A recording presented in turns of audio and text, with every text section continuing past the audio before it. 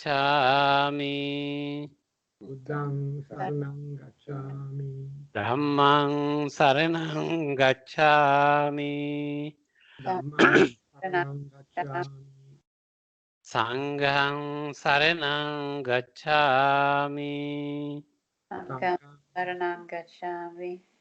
Dutiyampi buddhang saranang gacchami. Dutiyampi saranam gacchami.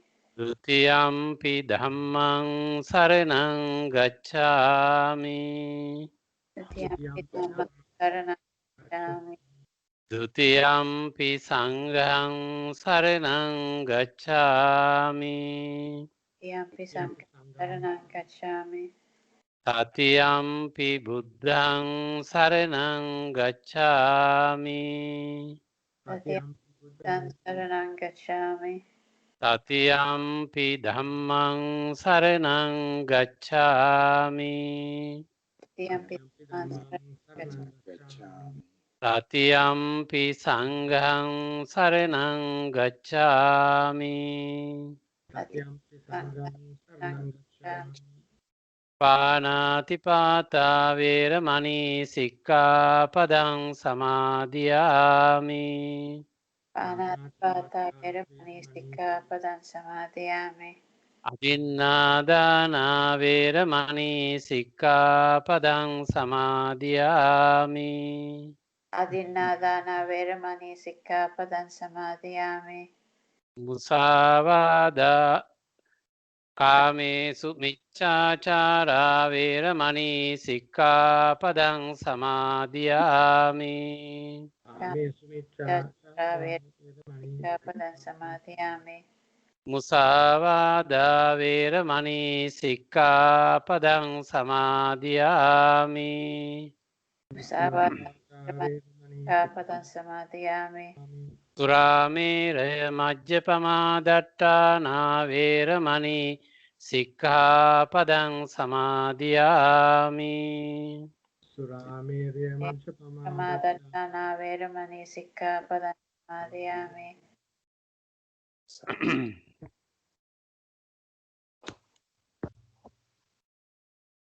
Wish you the blessing of the Triple Gems. Today,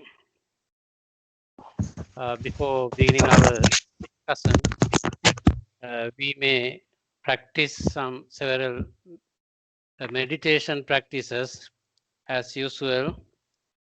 You may sit as you like on a chair or any position with comfort you. Firstly, we may worship Lord Buddha silently, our great teacher, enlightened one, the one is our great teacher, and his doctrine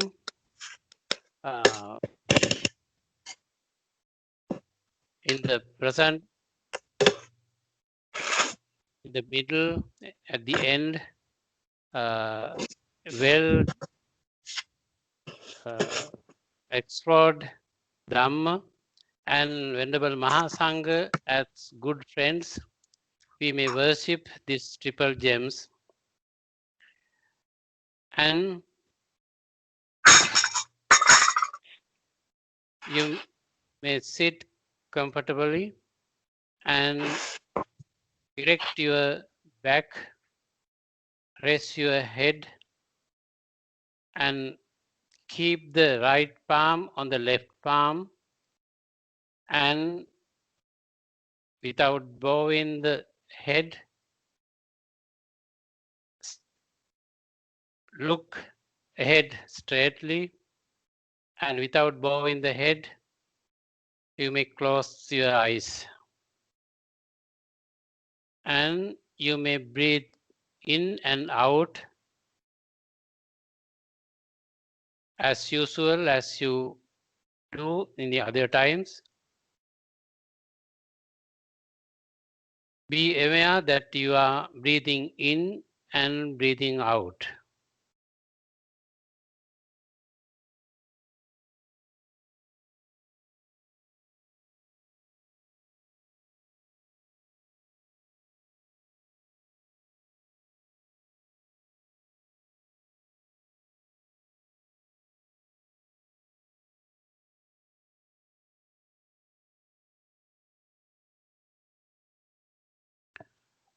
We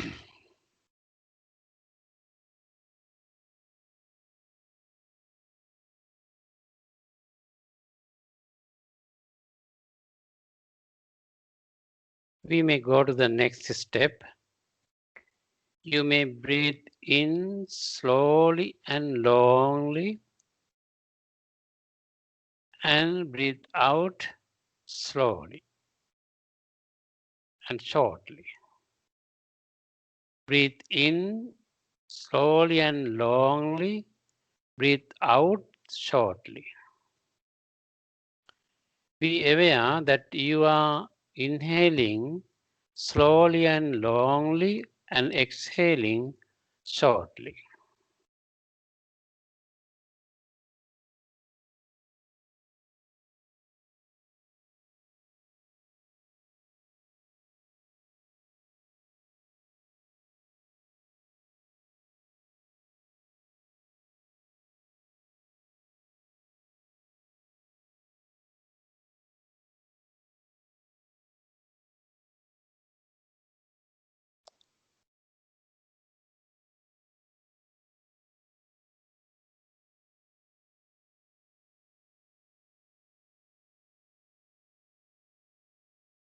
We may move to the next step.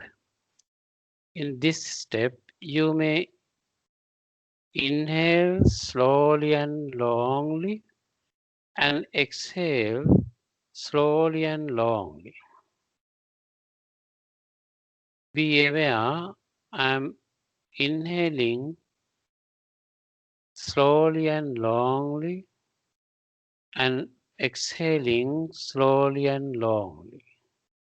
We may practice.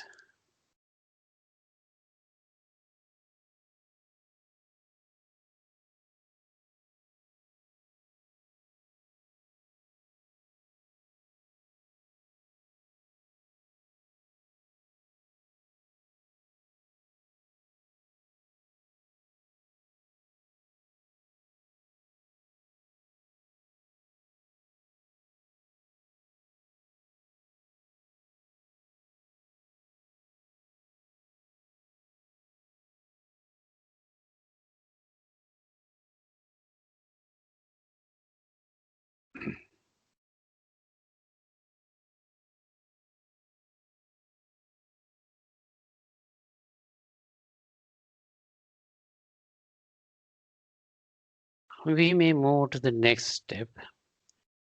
In this step, you may inhale slowly and longly and hold the breath in your lungs as far as you can and exhale shortly. Breathe in slowly and longly and hold the breath in your lungs as far as you can and exhale shortly. We may practice.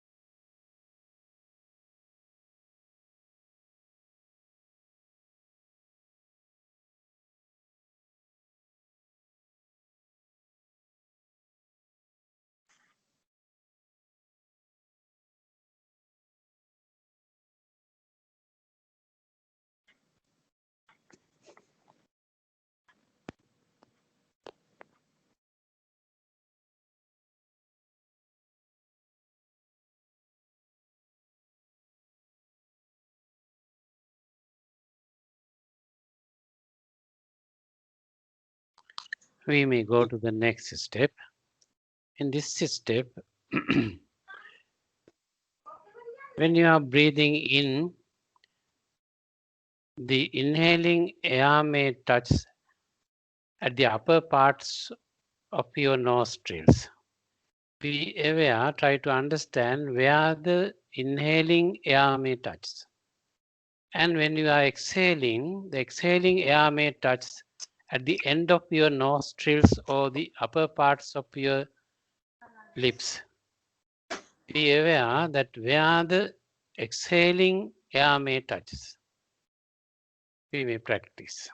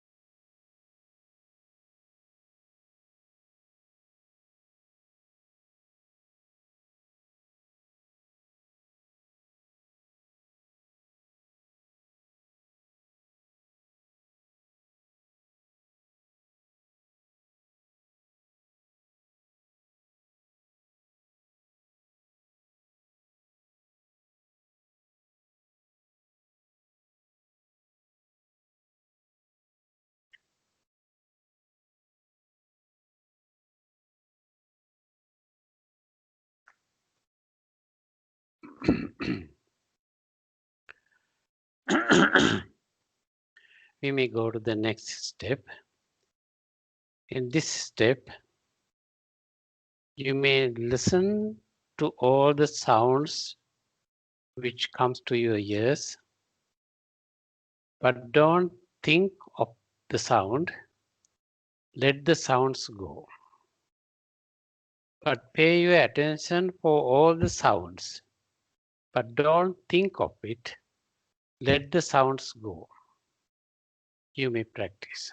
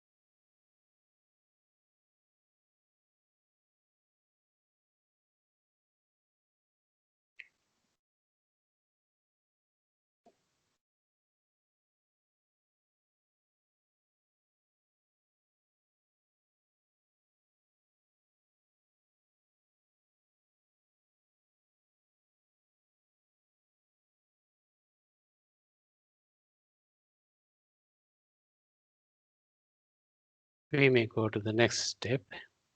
In this step, you may pay your attention for all the thoughts which comes to your mind. Identify all the thoughts, but don't think of those thoughts. Let the thoughts go. Pay your attention all the thoughts which comes to your mind, but don't think of that thoughts. Let the thoughts go. He may start.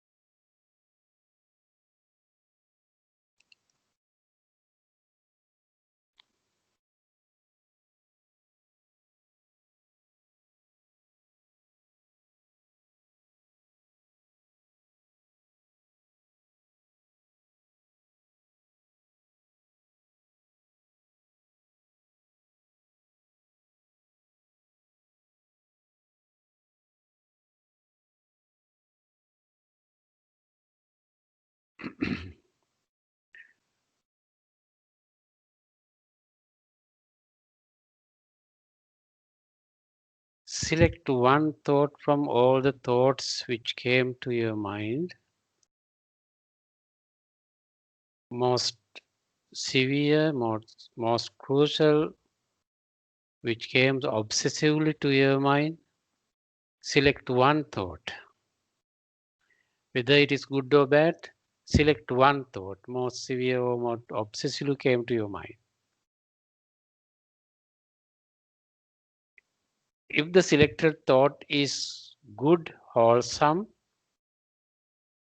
you may develop it, you may cultivate it, you may practice it again and again, think of it. If the thought is unwholesome, bad or wrong, you may divert it to as a good thought, most benevolence, most kindful thought. Divert it to as a good thought and develop it and cultivate it and practice it again and again. However, you are practicing a good thought, wholesome thought now. You may start.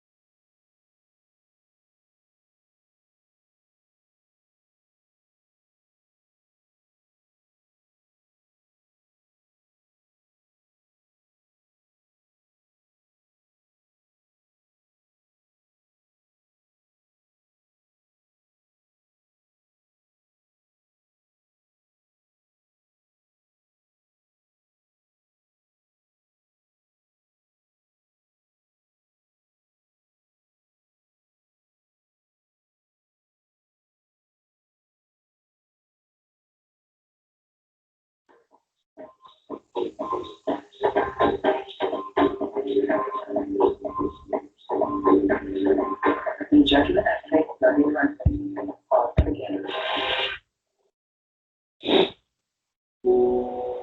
have nowhere to sleep. I have no one.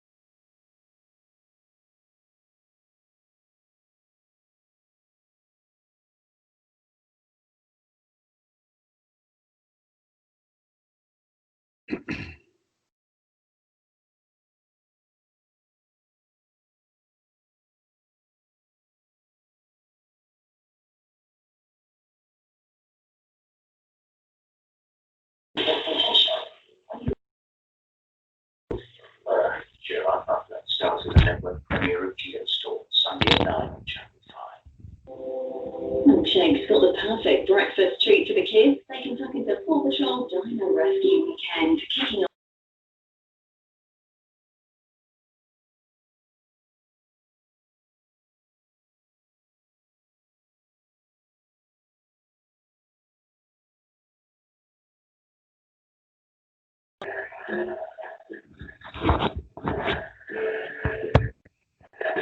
Dollar bingo. Better sponsors neighbours.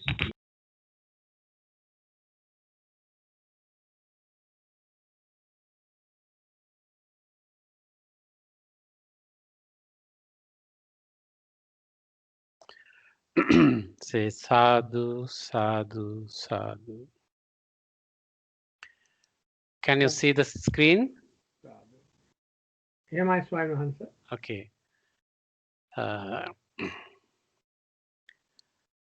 We have been talking about Satipatthana Sutta, and we have already discussed about Kayanupassana, Vedananupassana, and Chittanupassana.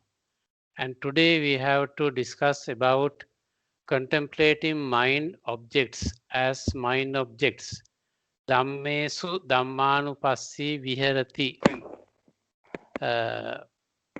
Here Dhamma means matter or things or objects. In Buddhism, Dhamma is a wide, gives wide meaning. Dhamma means all the things, all the matter, all the mental things, and all the concepts, and all the thoughts, and all the things are Dhamma.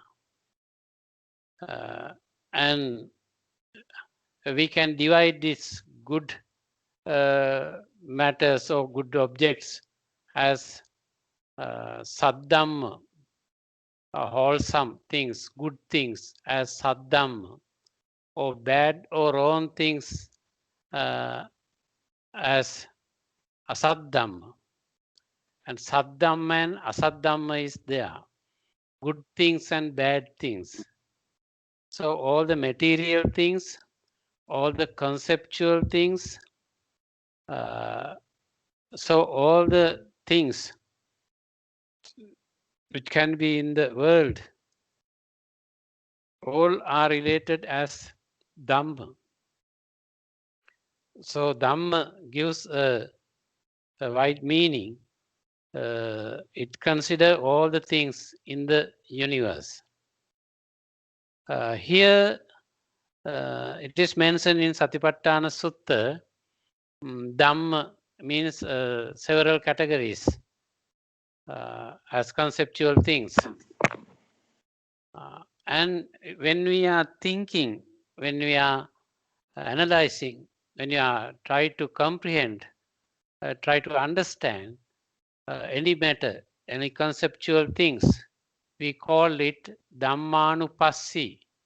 Passi means seeing, identifying, comprehending, analyzing. All the meanings are given there. Anupassi. And when we are trying to understand all the things, all the material or conceptual things in the world, it is Dhammanupassi. And in the enlightenment factors, there it is mentioned, analyzing a factor as Dhamma Vichaya Sambojjhanga. Dhamma Vichaya means it also analyzing the matters or things, the conceptual things in methodically. When we are thinking, trying to comprehend, it is Dhamma Vichaya. And it is same, Dhammanupassi. So it means we can think of the things, conceptual things, especially here it is conceptual things. We can think of those things. That is Dhammanupassi Viharati. Viharati means live or behave. We can going on. So that is the meaning of the Dhammanupassi Viharati. Oh, here, firstly, it is discussed there in Satipatthana Sutta, 5 hindrances, Panchasu Nivarnesu. So today I am trying to go through these categories or the Dhamma factors. I don't try to explain those things in detail because of you all have heard those things and you have read those things, you have understand to some extent these things. So I mustn't try to explain all the Dhamma matters here, but I will go here roughly, and at the end we may discuss those things. Today especially Mr. Gyanta also mentioned that the main thing is we must discuss about Dhamma matters here. So giving your ideas, your opinion and trying to understand, having the discussions, we can understand so many things. So here I don't try to mention all the things in detail, but I will namely mention these things as 5 hindrances, Panchasu Nivarnesu. There is sensual desire in me. It means we have to think of whether there is sensual desires in me. It means kama chanda. And there being ill will in me. We have to think about the vyapada or ill wills in my mind. And there being sloth and torpor in me, tina midda, and being restlessness and remorse or brooding, uddacha kukkucha. Uddacha means the restlessness, and kukkucha, restless, remorse or brooding. And there is doubt or skeptical doubt, vichikicha. So those are the 5 hindrances.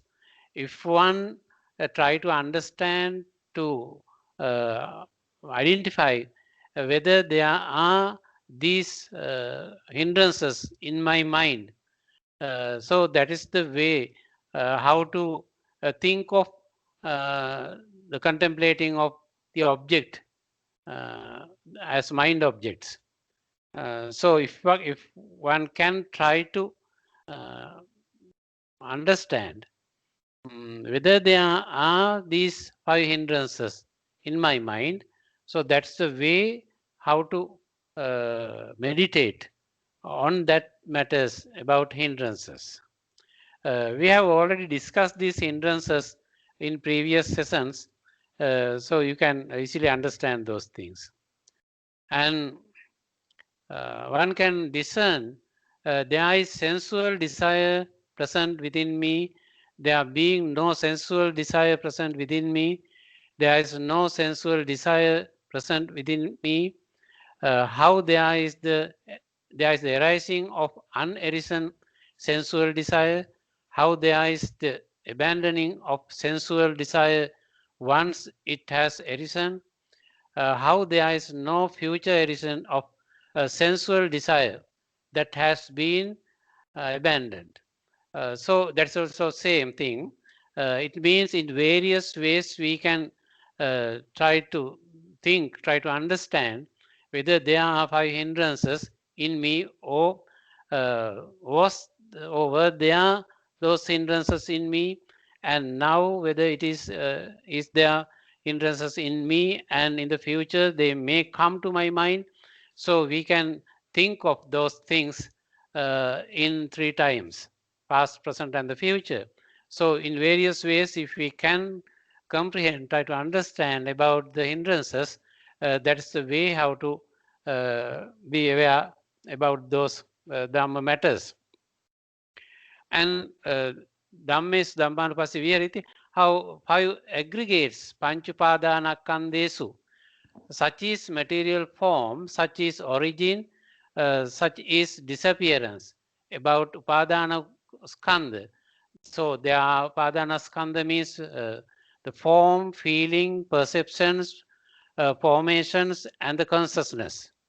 We can think such is feeling, such is origin, such is disappearance of that feeling, or such is perception, such is origin, such is disappearances, and such is the formations, such their origin, such their disappearance, such is consciousness, such is origin, such is disappearance. And we can contemplate on that 5 aggregates about the form, feeling, perception, formations, and the consciousness. That is the world. Lord Buddha in various discourses, he explained about the world or the all, Sabba. Sabba means he told about the things, uh, uh, the form, feeling, perception, formation, and consciousness, upadana khandha. So those are the things which made me. It means I myself, when we are thinking about me, the collection of form, feeling, perception, formation, and the consciousness are there. So as the collection of those things, I can call, we can call about the others or myself about 5 aggregates, the things, the person or the things or the world, about using these aggregates. And in Panchindriya, 6 bases, when we are contemplating on that 6 bases, he understands the I, he understands the forms, and he understands the fetter that arises dependent on both. And he also understands how there comes to be the arising of the unarisen fetter, and how there comes to be the abandoning of the arisen fetter, and how there comes to be the future non-arising of the abandoned fetter. So fetter means sangyojana. That sangyojana means when the I and form are there, when the mind is interfering to the I and form, with the combination, mind interfere to the take place there, then fetter comes. It means sangyojana. The I and the forms are sangyojaniya dhamma, the favorable fetters. The fetter means the I and the form and the combination of that favorable matters, and we make a fetter with using the I and the form. So in same way, we can use it for the ear, nose, tongue, body, and mind. And however, when the combination is there, one can understand form and understand the fetter that arises dependent on both. It means I and the form. And also understand how there comes to be the arising of the unarisen fetter. So fetter was not there previously, and with the combination of I and the form, we can make a fetter with the combination of I and form. So it comes as fetter, sangyojana. And how there comes to be the abandoning of the arisen fetter. So we have to give up the fetter. So we have to understand how it is abandoning and how there comes to be the future non-arising of the abandoned fetter. When once we give up the fetter, it will try to come to our mind again and again. But if we are having attentive mind, we can refrain from not allowing the fetters to come again and again to our mind. So that's the way how to tackle with those things that form that and sounds and aroma and taste and the contacts and the mind matters. So with all the things we have to tackle with all the things with our organs, is eye, ear, nose, tongue, and body and mind. We are using to understand the form, sounds, and aroma and taste and contacts and the Dhamma matters. So with those combinations make fetters. So those are the favorable matters for make those matter as the 6 bases. So that is the one of the categories about Dhamma matters. And the next category is the enlightenment factors, 7 enlightenment factors, Satta Bojjanga. It is mentioned in Satipatthana Sutta. There is mindfulness, enlightenment factor in me, or there being no mindfulness, enlightenment factor in me.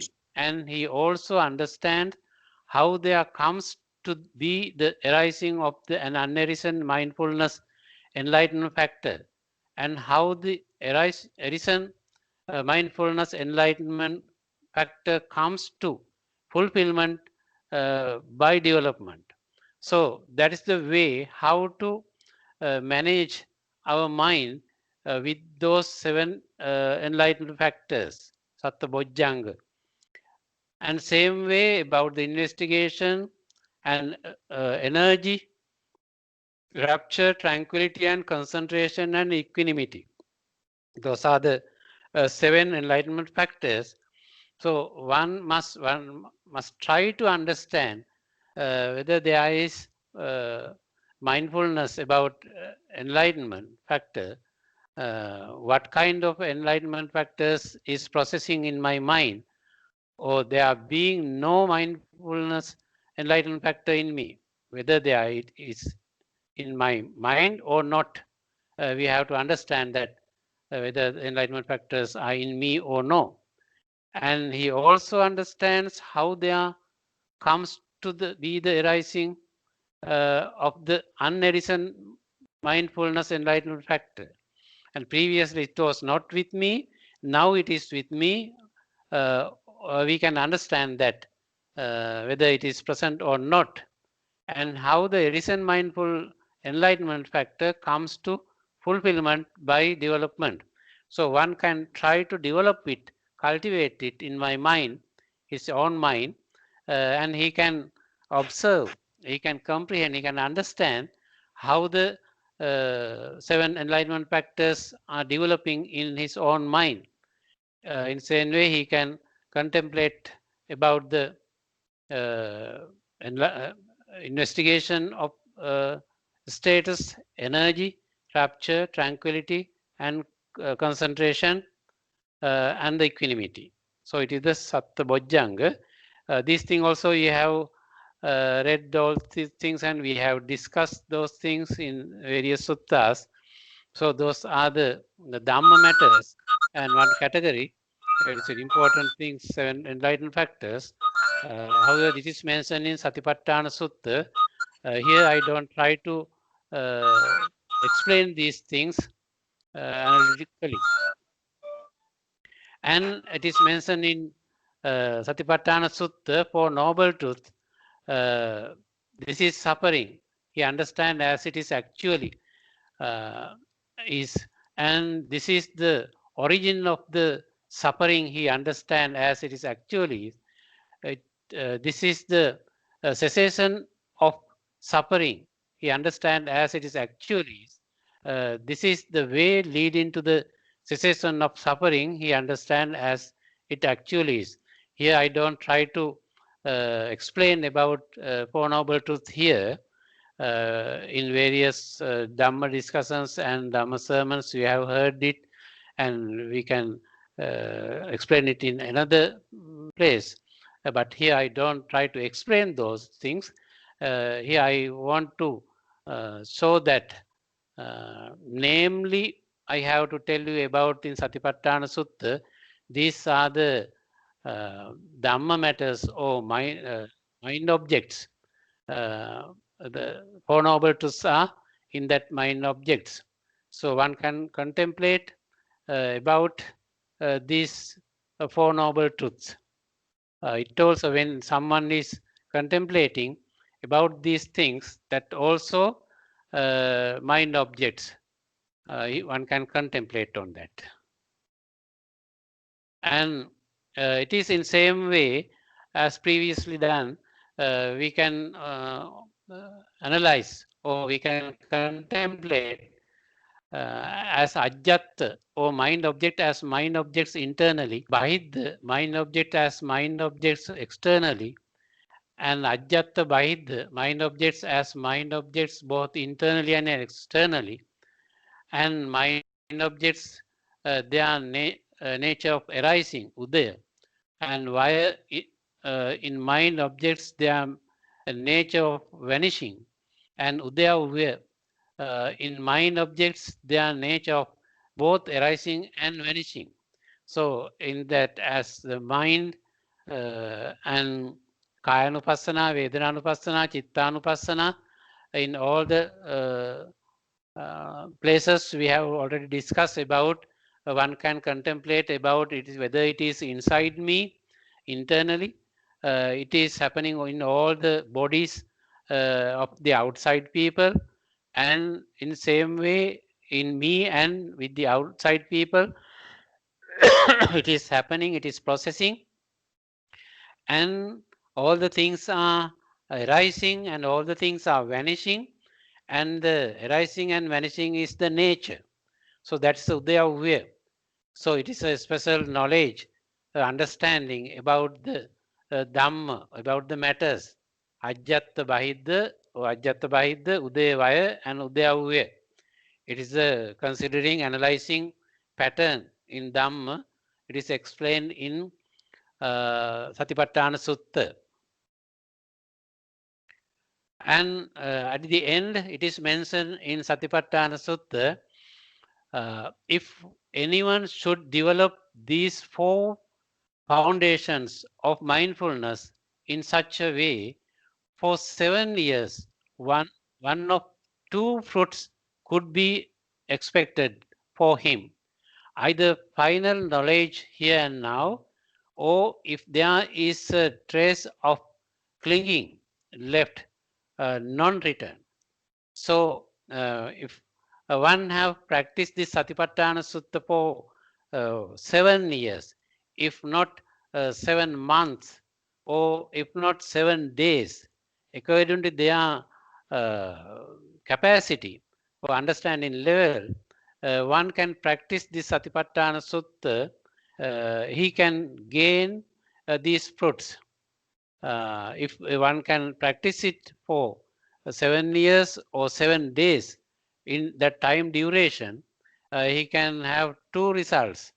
Either final knowledge, he can become Arahant, enlightened one, So if we are having trace of clinging, klesham, trace of clinging, upadana, if there is a remaining upadana, it can be non-return anagami. So that's the fruit of this sutta for foundations. Sutta for foundations, Satipatthana Sutta, one can gain this merit. So it is very important sutta in among the suttas in this doctrine, in this three baskets. It is very practical way. It shows practical way how to develop the mind, how establish the mind in one's mind. That's the fruit. At the end, it shows this fruit one can gain these fruits. So that is the ending of that Satipatthana Sutta. Here I only namely mentioned about the Dhamma matters, mind objects. So you can discuss about these things and in various ways because of it is very long discussion about contemplating, about thinking about all the Dhamma matters. But here we can try to understand how the things happen and how they take place these things in one's mind. You can raise your opinion or thoughts we can discuss.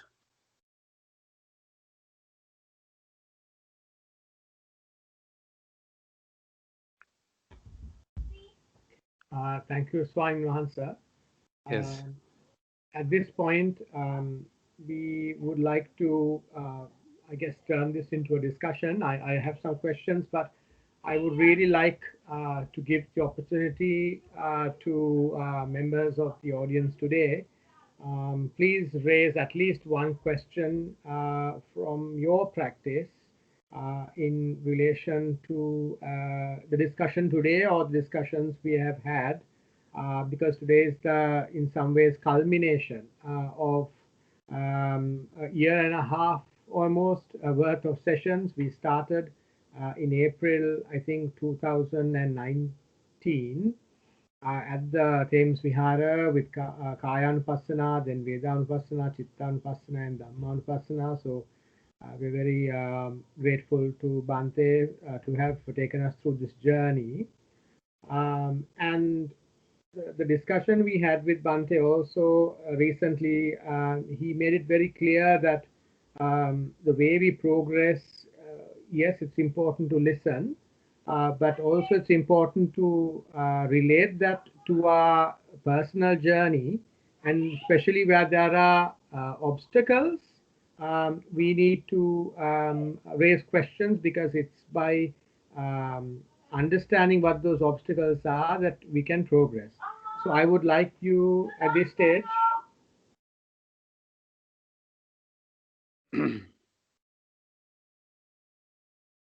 I would like to take this opportunity to ask everybody to raise their questions in relation to what we have discussed today and so far. Yes, not only asking the questions from me, you people also can discuss this because of we must do that because of the understanding is the most important thing, not only the listening. So from all the things from Satipatthana, from all the Kayanupassana, Vedanupassana, Chittanupassana, Dhammanupassana, from all the positions we can raise the question and we can discuss. If it is necessary, you can ask me, and if not, you can raise your questions with others, and you can change your opinions.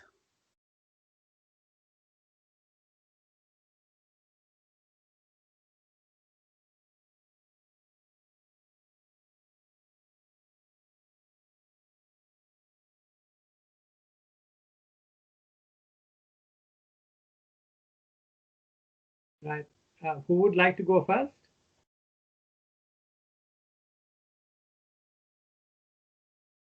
You can unmute and make an even if it's not a question, you can make an observation.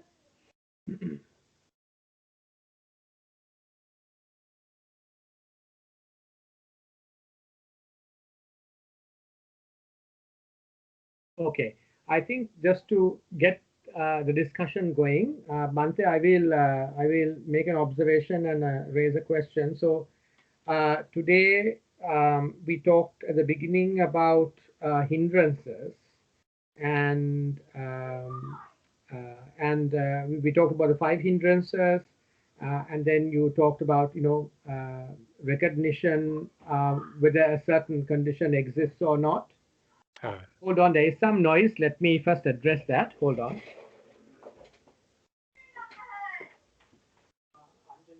Everybody can hear because we're having a discussion.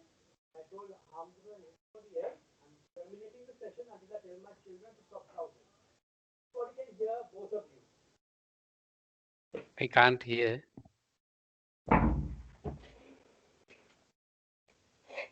Yes, there was some noise in the background, so that's why I had to mute myself. Sorry about that. So yeah, so we talked about hindrances, and you mentioned, Bante, recognizing, for instance, there is a desire in my mind, there's no desire in my mind, or there is aversion or no aversion, and like that across the 5 hindrances. Yeah.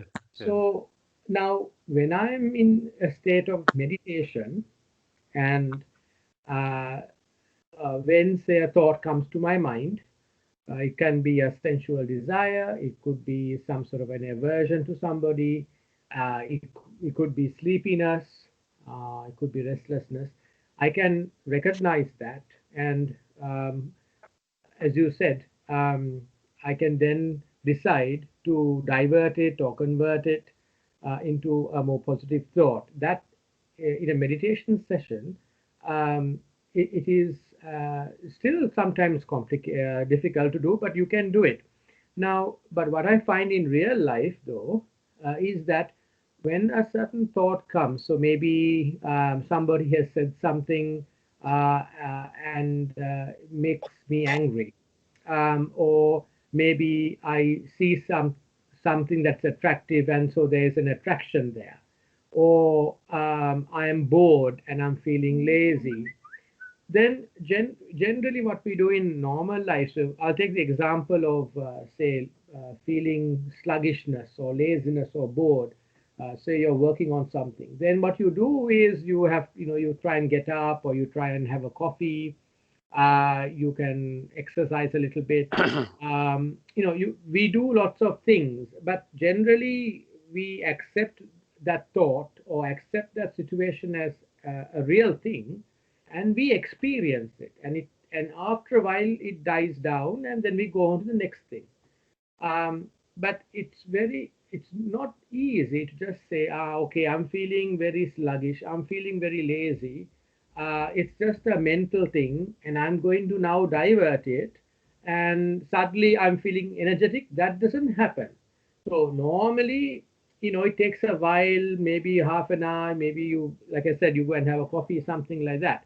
So recognizing that you have a negative thought or a hindrance, or like I said, it could be a sensual attraction, it could be an aversion, it could be laziness, it could be restlessness. Normally we experience it for a while, and after it kind of dies down, then we move to something better. So I'm just wondering what you say, but also what other people think about how can we kind of move from negative to positive quicker in real life. Not in meditation, but in real life. So that is my question. And Yes. Yes, when the object comes to our mind, we have to think about the drawbacks of the object or the things. It means adinavanupassī viharati, or see the drawbacks. What are the bad results of that object or the things or the person? It may be person, it may be incident, it may be occasion, it may be something. However, we have to contemplate, we have to consider about drawbacks of that person or the incident or the things. So then we have to give up. We have to avoid that. We have to escape from that. If there are so many bad results of that object, of that thing, that is the drawbacks. That is the adina, adinavanupassi here. It means we can see it, we can understand it. What are the drawbacks of the problem? So then we can give up it. So patinissagga, or we have to avoid it. Nissarana. Nissarana means we give up it, we avoid it, we escape from that problem. So with all the things, we can consider the result, the good results and the bad results of that. When we are shopping, when we are going to some place, or when we are trying to buy some vehicle or some any other goods from the shop, from the market.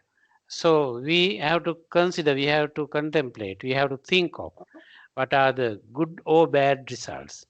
Then we can measure that, and what is the priority for that. And we are always making a priority list when we are trying to gain something, to have something. So that list also based on the good or bad results of that thing or the person or the thing. So in always we are doing in certain extent. So thinking about the drawbacks and the good or bad results, we can think of whether should I have it or not. And if it is not good, if we have to avoid that, we have to refrain from that, taking it, or having combination, having not to having the combination with that. So that is the way how to we are doing that. It always when with the awakening mind, we are doing that. So many people are doing that. Some people are not considering that. We may think about the drunkard who is using always alcohol or smoking cigarette. When those smokers are not considering their health and the bad result for the body and the money and for his children and the family background in his home, he polluting the environment. So he doesn't consider that situation. And some people, when you are using alcohol or the drug users, are not considering, not thinking about the consequences of that usage, that using those things. So they are not considering the drawbacks of that their behaviors. So in same way, so many people are not thinking about their selves and the other selves. So without considering, they are doing so many harmful things for both parties. So that is the way. However, we are doing that, but when we are contemplating according to the Dhamma, the Lord Buddha's teaching, in Singalovada Sutta and Parabhava Sutta, it is very as social discussions are there. It means so many guidelines there for the normal people, lay people. They can how to use and how to maintain their behaviors with the society and with the people. So if we are considering with that Singalovada Sutta, Parabhava Sutta, Vyaggapajja Sutta, so many ways it is mentioned how the people are going down and how can they escape from that. What are the drawbacks of and how they come face for the disasters using those wrong way. That's the way how to use those things in our day-to-day activities. Okay, Swami sir, very clear. Thank you very much for that. Thank you.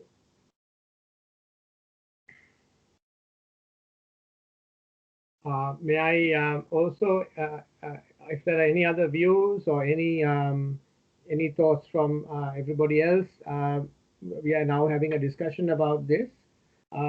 So please join. Also, it will be interesting to know, we have done an year and a half of study of Satipatthana Sutta. Bhante and everybody, it will be good to understand, what is it, how are we using what we have learned in the last year and a half uh, to improve our spiritual practice. So if we think about where we started in April 2019 till today, we have been religiously every month listening to Bhante. It'll be interesting to understand what steps we have taken, what even small changes we have undertaken to improve our practice from what we have learned.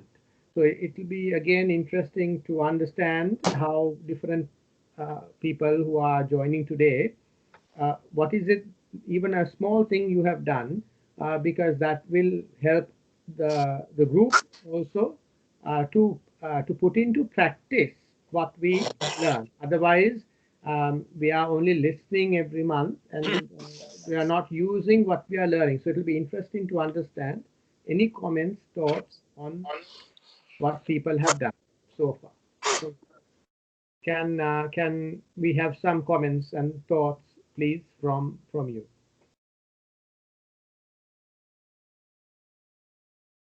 Or any questions? Please unmute and please join the discussion.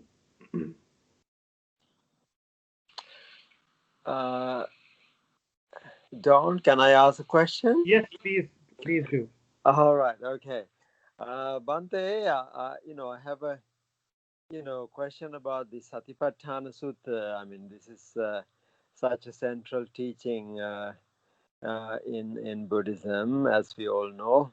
Yes. And it says Ekayano Maggo, that is only path, and sometimes actually they translate it as one-way path, but and I think it is Ekayana is very clearly only path. So my question to you is, we always try to practice Satipatthana. So I mean, we are, in our day life. I mean, the Satipatthana also guarantees at the end of the sutta, the Buddha says if somebody practice it like this for 7 years, and then it is brought down to 7 days, one should expect the final goal, or at least the anagamita. Yeah. So my question, Bhante, is in Pali there is this if you actually ask somebody to do something, so say something sunat dharet charat, so there is an imperative, like you just say do this, do that. So but in Satipatthana, nowhere in the Satipatthana it has that kind of an imperative verb. What it really has is viharati, asasisamiti sikhati, pajanati. So it is, rather than an imperative, what it has is an infinitive, So basically, I mean, if we were to practice this, the Buddha should have actually, told us, sikhatha, pasatha, pajanatha, right? So why is this language? I'm sure you will have wise reflections on those. So I'd like to hear your thoughts on that, Bhante. Thank you. Yes. Yeah, it is. We call that 4 foundations of mind. So it means it is happening in one's mind. So when one is contemplating about his own mind and his own feelings and his own understanding or Dhamma or his knowledge, his wisdom. Oh, it means it is a personal work, personal behavior. It means he himself or he means someone. He is practicing as his own practice, his own behavior. So his understanding is his own understanding, and his behavior is his own behavior. His contemplating is his own contemplating. His understanding is his own. His comprehension is own. And all the achievements are his own. So it means it is a personal work. It means its own work, its own duty. So it is we are Lord Buddha also not telling something to do this and do this and don't do that like that. One can experience. Always it is mentioned sikkati. Sikkati, he is experiencing. He's understanding and he is practicing as his own experience. So it means it is personally, person to person, it is vary. Their abilities, their capabilities are vary. So according to their capabilities, they can practice it to certain extent. So it is their own duty. So Lord Buddha mentioned that this is the way, this is the path, these are the guidelines. One can practice it. If they want, if they don't want, doesn't matter. If they want to release from these problems, they can practice it. So he has given the opportunity uh, to do themselves. It is not according to the established by the god or some invisible hand or super the esteem or the thing the superior god didn't give these guidelines. So it is comprehension is there, understanding is there. So with that understanding, one can practice if they want. So their duty, they can practice it, they can experience it. If they like, if they want, they can do it. So that is the way it is taught in the Satipatthana Sutta. All the things are one can see, one can come and see. Ehipasika, whether they can practice it and they can see whether they are good results or bad results or whether it is right or wrong. It is their achievement. So that is I think in my point of view, uh, that's the way how to understand the four foundations of this sutta, Satipatthana Sutta.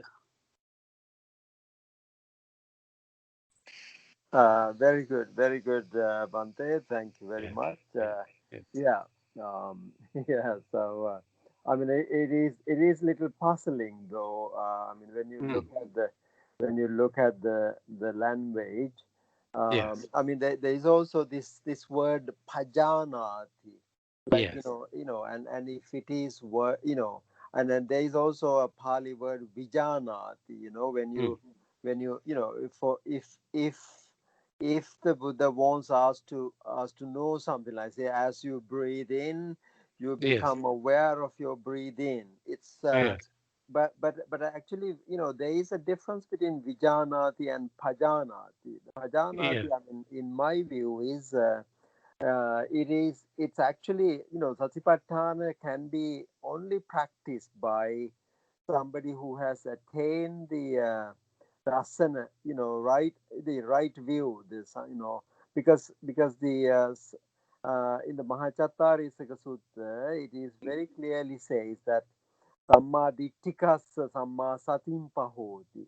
So yes, it's for one who has established the right view, Yes. That is actually, right view is the one who has really attained Mm. the Sotapatti. So the Yes. Satipatthana is developing in the mind of a person who has the right view.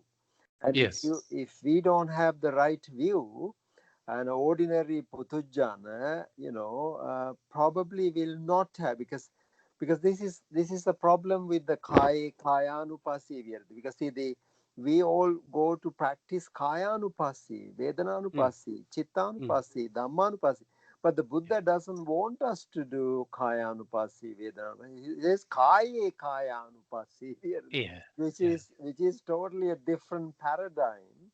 Yes. So, and I think, I mean, in a Buddhist world, if it says that within 7 days you can attain enlightenment by practicing satipatthana, I mean, why are we not getting enough results?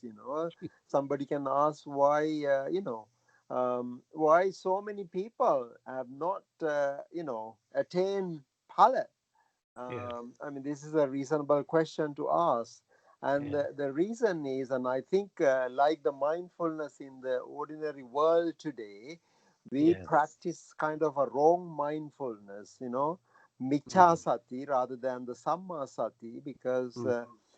just being aware, like the, military, say right, left, right, Yeah. and just keeping your mind with whatever you do.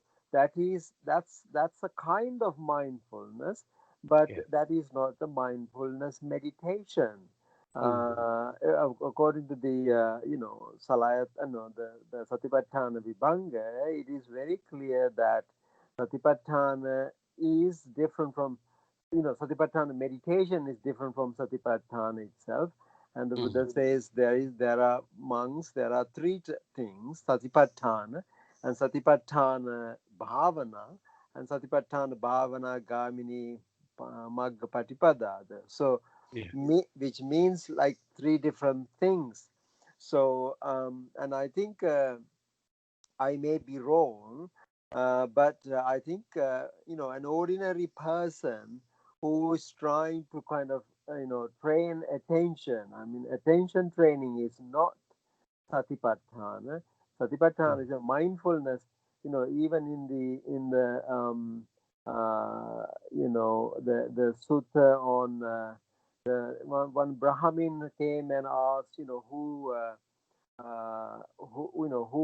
consumes the five senses, and the Mm. Buddha says the mind consumes the five senses. Mm. and and then he asks who consumes the mind, and the Mm. Buddha says the mindfulness consumes the mind. So Mm. basically, what is there in the absence of mindfulness is actually the opposite of mindfulness. Yeah. Yeah.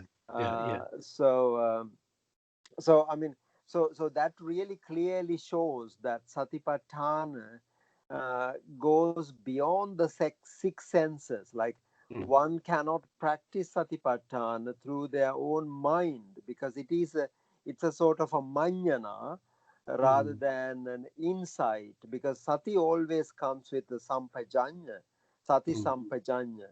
Yeah. I may be wrong, and I thought I would No, that is also. okay. Right. Yeah. Yeah. Yeah.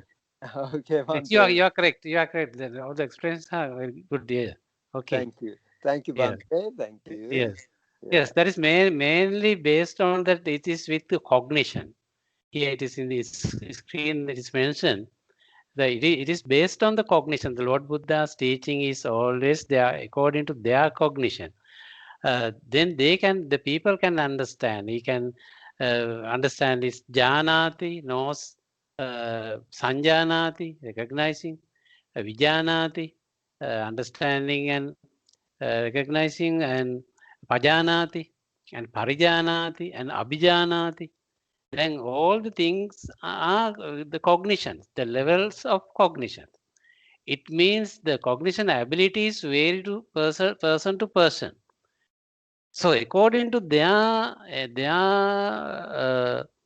possibility, they can understand to certain extent. When we are listening some word, we call that karma, karma or kamma. Someone can understand something. The other one can understand to a certain extent. Some other people may understand it highly. It means it differs to person to person. It is the same Dhamma matter, karma, karma or kamma, means it is word is same, but the understand is differ person to person. So that's why it is based on cognition. That is why Lord Buddha mentioned that this Dhamma is muttas satissa sampajanas. Anapanasati Madam. It means all the people must be mindful and understandable people to know this, to cognize this Dhamma, comprehend this Dhamma. So that's why all the things are based on that cognition. Janati, sanjanati, vijanati, pajanati, parijanati, abhijanati. All the things are based on like that. You are correct that your explanation is very good. Yeah. And May I yeah. also just add one thing? I mean, it cannot be sort of an ordinary cognition because he cognize we the Buddha in the Mula Pariyaya Sutta he uses the three words very specifically. Ordinary, asutava putujjano sanjanati. He says ordinary people only he uses the word sanjanati when he refers to ordinary people, and Yes. the Sekha he uses the word abhijanati, and the Asekha he uses parijanati. So it cannot be the same level of cognition, because the cognition is, I mean, it can be a mental construct. So we actually usually ordinary being, what we perceive the world through our six senses, and Yes. that is therefore it is within the realm of the of the six senses. And Yeah. in the Lokakama Guna Sutta, which is a very crucial teaching, the Buddha Yes. says, "Se ayatane veditabbe, se ayatane veditabbe." This sort of a faculty should be known, and Yes. then he leaves it to the monks, and then monks go to Venerable Ananda and ask, what did the Buddha said? What is this faculty he's talking about? And then Venerable Ananda explains it as the sixth sense. It is the cessation of six senses. It is called Salayatana Nirodha Avuso, Vuttang Hetam Bhagavata. So he says, this is the place where the whole six senses, diminish, cease. So therefore, it cannot be. I mean, but the point I'm really trying to understand here is like, the satipatthana could easily be done through our mind. Like, mentally we become okay. When I walk, I'm aware, and so on. But that could actually fall within the realm of vijanati, or sanjanati. But there is a clear distinction in the first sutra, Mulapariyaya Sutta, where the difference is between the sanjanati and abhijanati. Sanjanati is only the ordinary beings, and abhijanati is a seeker. It is somebody who is really on the path. But anyway, I really don't want to take up your time, but it will be really important to understand, because the most people actually go to practice satipatthana, and but they really do not achieve results, and then they put the blame on the practice, on the sutta or whatever. But and I think one must really understand first gaining the right view before one gets the right right sati. But anyway, Bante, thank you so much. I'm Yes. sorry Thank to you. have taken up a lot of your time. Thank you very much. Thank you, brother. Yes. Yeah. Yes, I didn't know that his views. We have mentioned previously, all the words are gained with the ever mindful sato, abides contemplating and contemplate and understand, trains, act of full awareness, sampajanakaryoti, reviews, sato anupassi viharati, patisanchikkati, pajanati, sikkati, sampajanakaryoti, pachavekkati. All the things are based on for understanding. I'm supporting his views that here we have already discussed about this. It means all the things are very comprehending, very understanding things. It is very practical things with considering all the things, understanding it, all the matters. It is mentioned, Lord Buddha in Satipatthana Sutta, how the things going on. Yes, thank you very much. Very interesting explanation. Sunil, thank you very much for your observations and Bante for also going back to that question with your answer. And actually that raises a very interesting question also, which is that now in our midst today, now we have, I think, how many people, 13 to 14 people who have joined the call today. And we are all, we have different levels of understanding of the Dhamma. We are at different sort of situations. So sometimes maybe it's very difficult to give one answer. But I think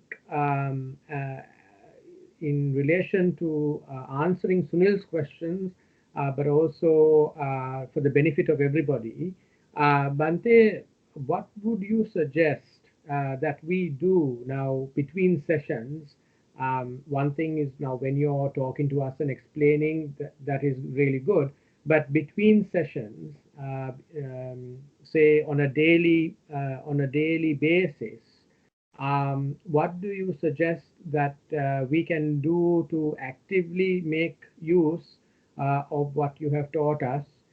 Now, different people have different views. Some people say, to meditate for half an hour. Some people say meditate for an hour.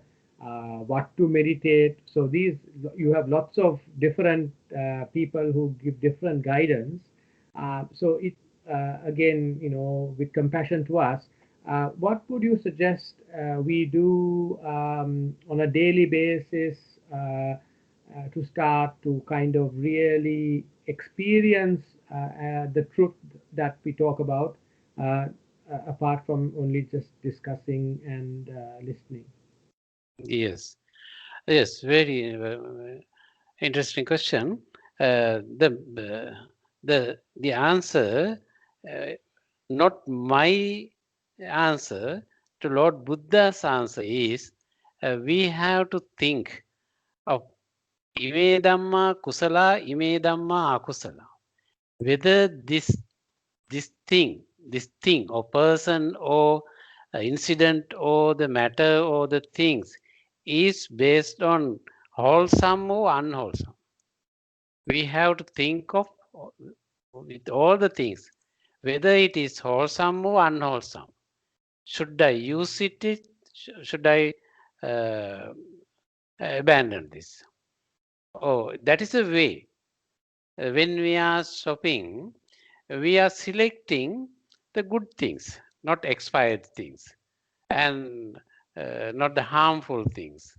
It is good for my body. It is good for my children. It's good for my wife or husband.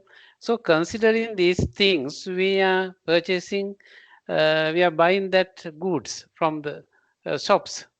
In the same way, when we are taking something, we are thinking whether it is good or bad. When you are shopping, we taking good things, not the bad things, not the expired things. And same way, when we are associating some people, not to Polish people, only the good people, Kalyana Mitta, Asevanacha Balanam Panditanancha Sevana, wise people, not the fool. So when we are taking the people to associate, we are selecting whether it is good or bad. When we are taking some garments, clothes to wear, we are trying to see it whether it is fit for me or not. In same way, with all the things, we are selecting to certain extent the good things and the bad things.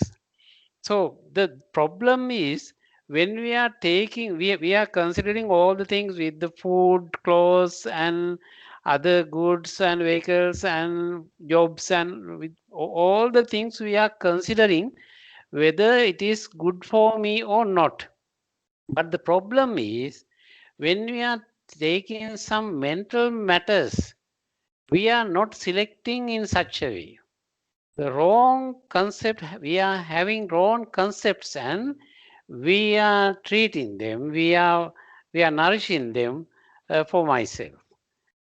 We don't think whether it is having this such kind of thought is wrong or bad, good or bad, wrong or correct.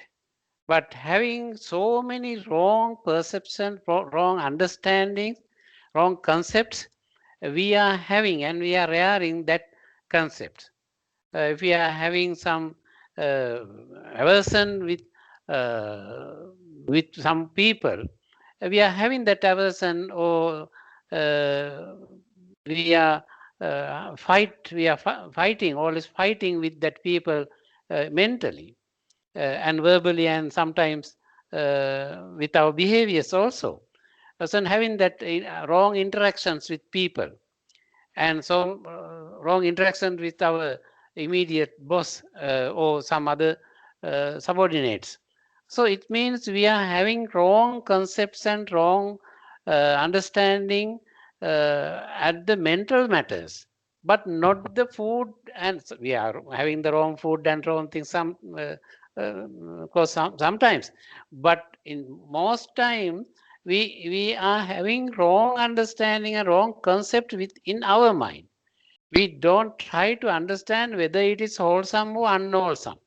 So Lord Buddha always taught us, you may consider, you may contemplate whether it is wholesome or unwholesome. Ime dhamma kusala, ime dhamma akusala. Sabba papassa akaranam kusalassa upasampada. So akaranam means to avoid, give up all the wrong things, all the unwholesome things, all the bad things, and practice and take the good things. So that's the teaching of not this Buddha. All the Buddha's teaching was that. So it means we should try to contemplate, try to meditate, try to think whether it is wholesome or unwholesome, good or bad, whether giving the good results or bad results. So if you are considering that, we can escape from the disasters, the wrong benefits. Thank you, Bante. And so that is not about sitting somewhere and meditating, even though that is important for our training. What you're saying is day to day, as we are going about in our normal affairs, to be mindful about how we are thinking, isn't it? Yes. Something like that, yeah. Which is not easy to do, because generally, yes, we are our emotions, and they sometimes take hold. But yes, we have to be more mindful. Yes. Okay. So may I kindly call upon someone who has not asked a question or observation? I know many of you have talk about the Dhamma a lot and are very experienced, and are contributing in many forums. So please do take this opportunity to make a comment or raise a question for everybody's understanding. So, Nan sir. Yes. Sunil Sirisen here. Yes. I have a quick question on the second foundation of mindfulness. Buddha talks about 3 types of mindfulness of feelings: pleasant, unpleasant, and neutral feelings. Yes? Yes. I Yes. understand pleasant and unpleasant feelings, but I'm slightly more confused about neutral feelings. Could you please expand on that, please? Yes. What does it mean by neutral feeling? Oh, yes. When we are associating some things, some concept or things or something, we are feeling it is as good, or some things as bad, or some events, or some people, some events, something are not giving any special meaning to our mind, or which especially don't arouse our emotions. It means when we are going on the road, so many people are met for us. We can see so many people, but we are not interesting about those people. They are passing yourself.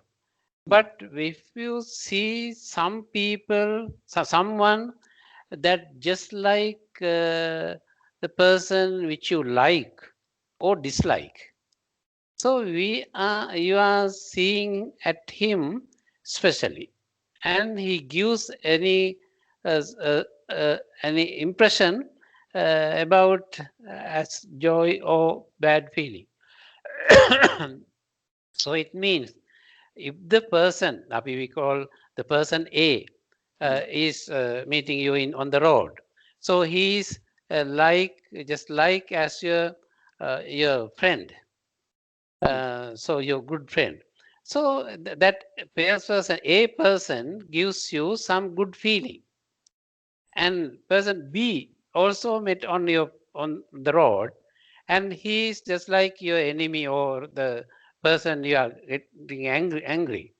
So he gives you wrong feeling, bad feeling about when you see that the figure of unpleasant feeling. Unpleasant feeling about the person B. But the C is not just like as the good friend or the bad person, but he's just a person, just a man. So he doesn't gives any impression to your mind. He's just passing, he's going, but you can't remember him. What have he wear, or his facial expressions, or the things or goods he's carrying, bags, or whether those things you can't remember. Those things you didn't care about him. So it gives the neutral impression to your mind. So when we are associating all the things, the trees and the things, and the other things, or the goods and the people and the things, all the things are not giving or good or bad feelings. Those are neutral. But that neutralness is not the equanimity. The equanimity is there. It means it doesn't uh, give a wrong understanding or feeling to my mind, or I have already understand that the thing is as the neutral thing. So we can see as neutral when the equanimity is there. If not, the things are there, but we don't take those things good or bad, then it is neutral. That's the way how the things are tackled with us mentally. Okay, thank you for that. Bhante, that's a very interesting question. Can you expand on that final point where you said neutrality is not equanimity? I'm not sure about that. Can you expand a little bit more, please? The equanimity means when we, after considering all the factors, we are having a good concentration. We call samadhi. It means we are not uh, mm, we are not having the troubles with that certain kind of thing. It may be a person, it may be a thing or good or concept or the things. So then we have come to a equanimity, a certain equanimity on that object. It means though some people are not having troubles with the things, the social activities and the things, but if the things are happening to his own mother country or his own religion and or his own language, they are get aroused and they are sometimes fighting or blaming or and all the things are happening there. It means they are involving with that their mother country, their religion and the language and the things. Those things are very impressive to those people, to their mind. So, so they are having fighting. They are fighting with the others about that mother country or language, on the religion or the things. But if we can have the equanimity with our mother country or mother language or the religion, so we are not bothering about the things. We are after contemplating in various ways, we have understood the things and having the equanimity. We have practiced that, and we are not arousing about with that those objects. It is that is the equanimity with understanding. Yes, One Bhante. can, yes, Yes, what yes. some can come to the equanimity without neglecting those things. It is not the not appreciating in Dhamma as neglecting the things. It is very foolishness is there. It is neglecting. But with understanding, we can, if we can neglect those things, that is the equanimity with understanding. I understand, Bhante. So, like if there are neutral things, it is very easy almost to have equanimity, but because you're not affected. But if you take certain things that affect you, because like you said, certain Yes, things that are more personal to you, yes, then you must have the right understanding to have the equanimity. yes, yes.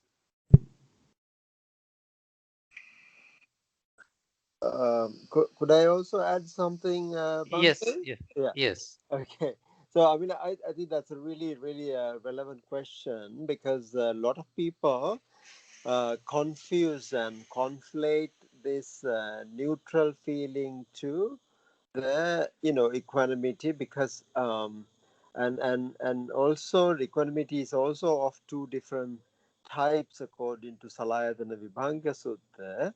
So yes. the neutral feeling is, I mean, a lot of people see, they, okay, I'm not getting attached to, I'm not getting averse to something, so therefore I'm okay.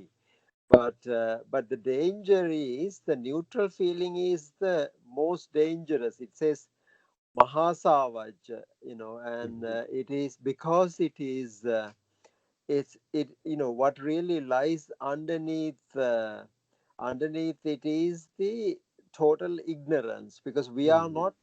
Oh, I mean, of course, if something is desirable, we know that we have a liking to it.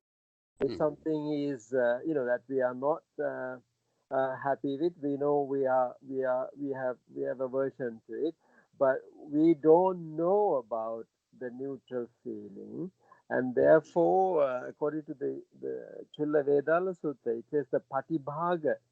Mhm. The opposite of that is neutral feeling is the complete ignorance, the Mhm. avidya.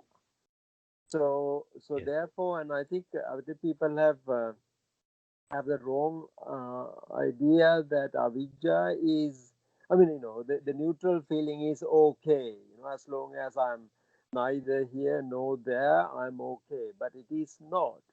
Mhm. And the equanimity, on the other hand, is a spiritual faculty which has both worldly aspect Yes. and mundane and supramundane. And Yes. in the Salayatana Vibhanga Sutta, the Buddha said the Gehasita Upekha, that is a Yes. worldly upekha. Somebody can have, like, what we call equilibrium, sort of a balanced state of mind. Yes. That's again sort of a Gehasita upekha. and the other one is the nekkhamma upekha, which is which the Buddha said when somebody actually develops the equanimity as a spiritual faculty, it is actually the last one of the 7 factors of enlightenment.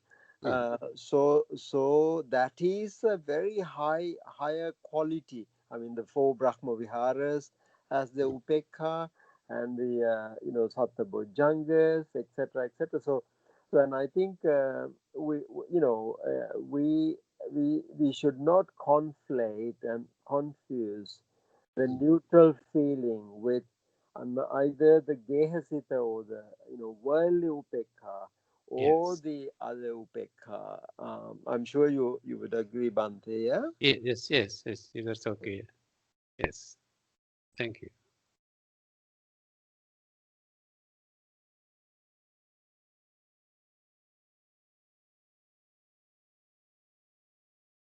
Any further observations? So we have on the call today, we have Sanjaya, we have Matisha, Yasastri, Sumana, Deepani, and also we have several other guests. We have also Ramika. So kindly do raise any questions or observations. We have another 12 minutes on the call today.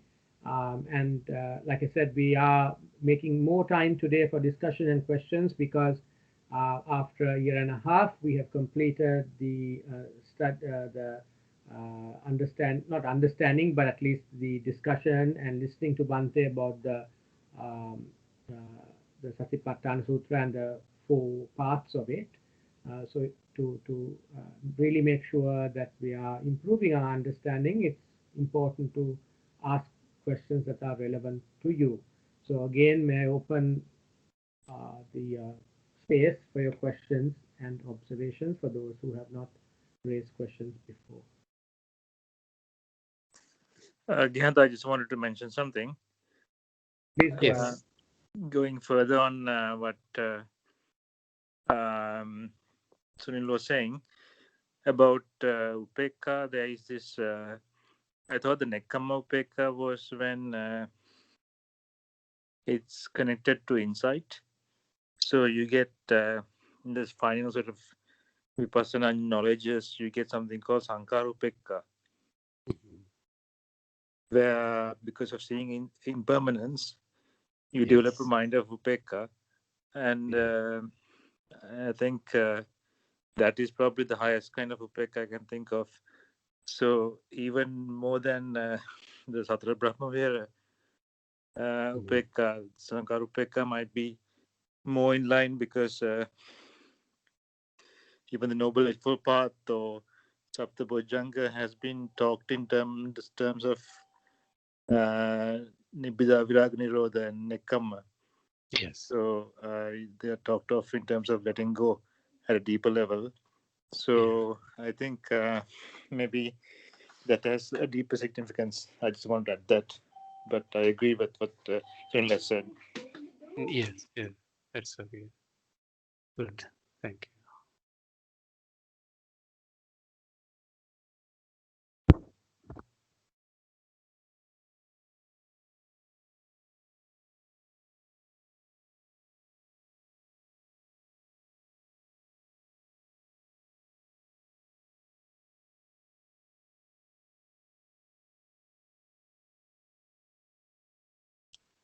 In Satipatthana, it shows that we have to contemplate in various ways and in various perspectives, in so various approaches, and at Kayanupassana, Vedananupassana, Chittanupassana, Dhammapala, it means all the universe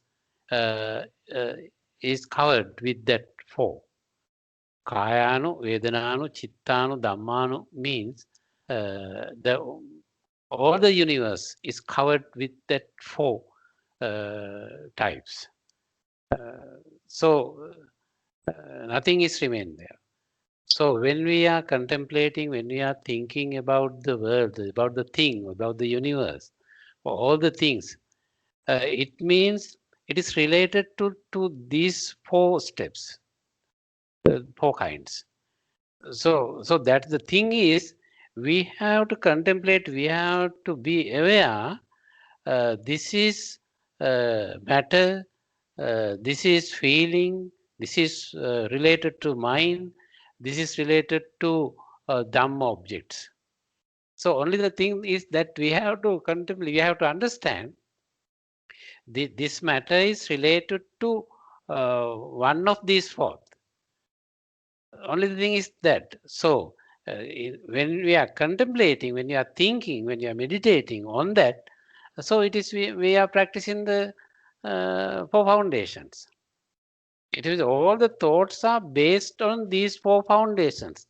The thing is, we have to understand those things in proper way about the as a cognition process. So we have to try to those things, janati, sanjanati, vijanati, pajanati, parijanati, abhijanati, in various levels. We have to understand those things. So with mindful, we have to contemplate, we have to think, understand, trains, and having have to the awareness, and we have to review. Paccavakkati reviews Pratyaveksha. It is very important thing. It means we have to think of that. So thinking all the things when we are having some things after shopping, we have to we have to review Paccavakkati, whether it is buying this thing is good or not. It is worth or not. Should I take it again next time or not? That is the Paccavakkati. It means very relative for all the things, for in all situations. The way I talk to that person, whether it is good or not. Should I talk again in that way or not? So all the things are we have to Paccavakkati. So it means we must practice as a very mindful person. After talking to someone with certain kind of voice or using certain kind of words, we can review it, whether it is good or bad, or whether it is right or wrong. Did I use the correct words to that kind of person, that certain person? So we have to review it. If we don't review, we are doing the same wrong thing again and again. So Paccavakkati, it is mentioned to Lord Buddha to all monks when they are having their food and when they are using their robes and when they are using some medicines and when they are using their other facilities, requisites. So he taught to reviews that. It means to always to be mindful with all the things when he is using the things. It is not for only the monks, for all the people. When you are using those things, maybe it is food, clothes, or drugs, or medicines, or the other lodgings and other home using things and the furniture, or the things. So with all the things, one should review that. It means Paccavakkati, Pratyaveksha, Paccavakkati. So it means reviewing that. It means not only now the past things we can review and we can think of those things. Then the understanding comes and our meditation practices are our real usage is done there when we are having that reviews. So it is very understanding, very comprehensive methodology, strategy with that Dhamma we are having with the 4 foundations, Sutta 4 foundations. Thank you, Bhante. And I have one final question. I remember one of our last conversations before you left the UK, and your advice was, each of us, when we are thinking about our future journey and our future practice, to be mindful of the problems and the challenges we have in our lives. And each one of us here, we have we have 12, 13 people. We probably have 12, 13 different types of challenges or situations, depending on our individual situation. But your advice was that our spiritual journey should be something not just not something very independent, but it should be something where we resolve the problems and the gatalu in Sinhala, as we say, in our lives. Can you expand on that if you could, please? The question is not clear to me. Yeah. So one of the final questions, discussions we had, Bante, I asked you about how one should develop our spiritual practice. Yes. I was asking you at that time personally about my own spiritual practice. Yes. And then, but your advice was, rather than some special advice, you were saying that our spiritual practice should be developed by addressing any issues or challenges or problems we have specific in our life. And by resolving the challenges or issues we have, that is a very good way of developing our spiritual practice as well. So for each one of us, we are in different situations. We might have different. Somebody might have an issue at the workplace. Somebody might have an issue with their spouse. Somebody might have an issue with a child. Somebody could have an issue with something else. But I remember your advice was to make sure that our spiritual practice is developed by resolving our challenges and issues in our normal life. And I found that very interesting and insightful. If you could maybe, as a final thing, please give your comments on that. Yes, the main thing is we should think of whether should I be bother about this problem? Should I bother with this person? Or should I tackle with, how can I tackle with the person or the things or the situation? It means if we can understand, if we can think, whether should I need to interfere to this problem or should I attend to this situation? So if we can always think it, we can escape from the unnecessary problems or associating with the unnecessary people and unnecessary situations. So we can avoid those things. Sometimes we are engaging with unnecessary people and unnecessary events and unnecessary positions. So we can escape in various ways to avoiding those things. If we have to involve with that, we can involve. But if not, if we can escape from that, avoid that situations, we can easily avoid them, and we mustn't have the troubles.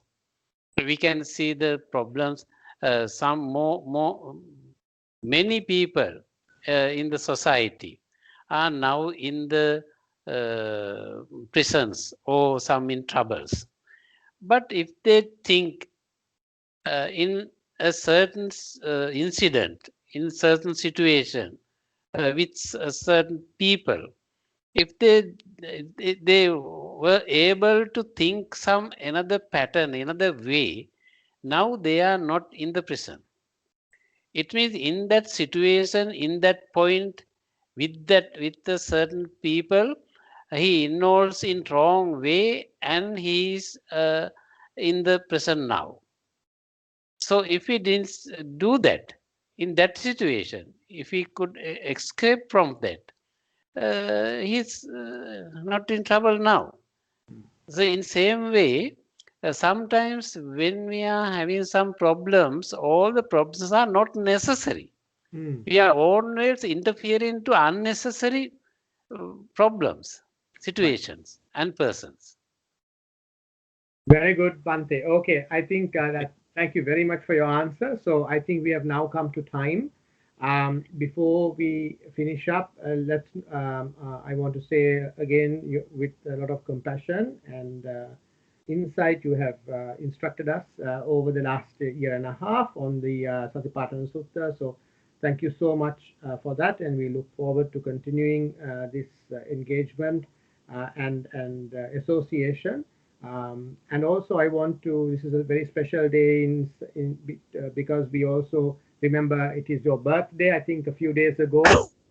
So we want to wish you a very happy birthday, a very happy, a long life ahead, good health and happiness to you. And so you may be able to continue this spiritual journey for yourself and for us. Thank you very much. And one last thing is that the next session, I'm suggesting it will be in the new year. So we are finishing the year today. The first Friday of the month is the 1st of January, and so there might be lots of social occasions and all of that. So I propose that we have the next session on Friday the 8th. Bante, if you're available, please let me know. We will then hopefully meet on that day, and we can also, Bante, if you have any ideas about what other sutta we should look at, please advise us. So thank you very much. I want to wish everybody a very happy end of the year. Blessings of the Noble Triple Gem to you and your family. May you end the year on a very successful note, and we will meet in the new year. Thank you to everybody who joined today. Yes, thank you very much, and wish you the best of the triple gems for all the people. Akasatta cha Bhummatta Devanaga Mahiddika Punyantang Anumoditva Chirang Rakkantu Loka Sasanang. Akasatta cha Bhummatta Devanaga Mahiddika Punyantang Anumoditva Chirang Rakkantu Desanang. Akasatta cha Bhummatta Devanaga Mahiddika Punyantang Anumoditva Chirang Rakkantu Mam Paranti. Okay. සියලු දෙනාටම තෙරුවන් සරණයි. තෙරුවන් සරණයි ස්වාමීන් වහන්සේ. හොඳයි තෙරුවන් සරණයි. තෙරුවන් සරණයි ස්වාමීන් වහන්සේ. හොඳයි තෙරුවන් සරණයි.